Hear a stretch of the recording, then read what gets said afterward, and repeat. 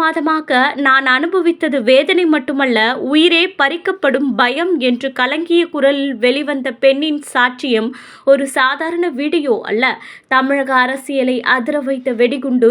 இந்த குற்றச்சாட்டு நேராகவே திமுக ஒன்றிய செயலாளர் பாஸ்கரனின் பெயருக்கு முன் சாட்டை போல விழுவதால் விவகாரம் பெரும் பரபரப்பை உருவாக்கியுள்ளது. அதிகாரத்தின் பின்னால் மறைக்கப்பட்ட இருள் வெளிச்சத்துக்கு வரும் நேரமா?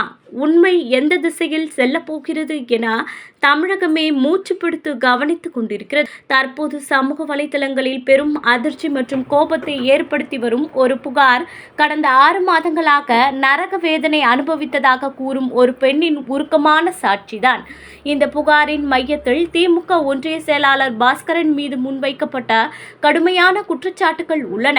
பெண் கூறுவதன்படி தனது பலவீனமான சூழ்நிலையை பயன்படுத்திக் கொண்டு தொடர்ந்து தொந்தரவு செய்து வந்தார் என்றும், மனவளர்ச்சி, உளவியல், உணர்ச்சி என பல்வேறு நிலைகளில் தன்னை துன்புறுத்தியதாகவும் தெரிவித்துள்ளார். இந்த கதறல்கள் தற்போது சமூக வலைதளங்களில் வைரலாகி பல பேரின் கவனத்தையும் அதிர்ச்சியையும் பெற்றுள்ளது.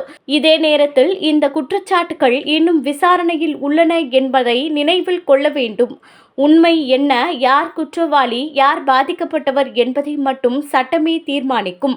ஆனால் ஒரு பெண் 6 மாதம் முழுவதும் நரக வேதனை அனுபவித்ததாக கதரும் காட்சி சமூகம் முழுவதும் ஒரு கடும் கேள்வியை எழுப்பியுள்ளது. பெண்களின் பாதுகாப்பு எப்போது உறுதி செய்யப்படும்? இந்த விவகாரத்தில் சம்பந்தப்பட்டவர் தங்கள் மீது உள்ள குற்றச்சாட்டுகளை மறுக்கும் வாய்ப்பும் உள்ளது. எனவே இருதரப்பின் வாக்குமூலங்களும் சட்டப்பூர்வமாக விசாரிக்கப்பட வேண்டும் என்பதே நியாயம்.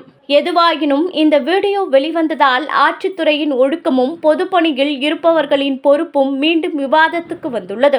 ஒரு பெண்ணின் குரல் இத்தனை துயரமாக ஒலிக்கும் போது அதை புறக்கணிக்க முடியாது. இந்த வழக்கில் உண்மை வெளிச்சத்திற்கு வரும் வரை மக்கள் ஒரு விடயத்தையே எதிர்பார்க்கிறார்கள். நீதியும் உண்மையும் வெல்ல வேண்டும்.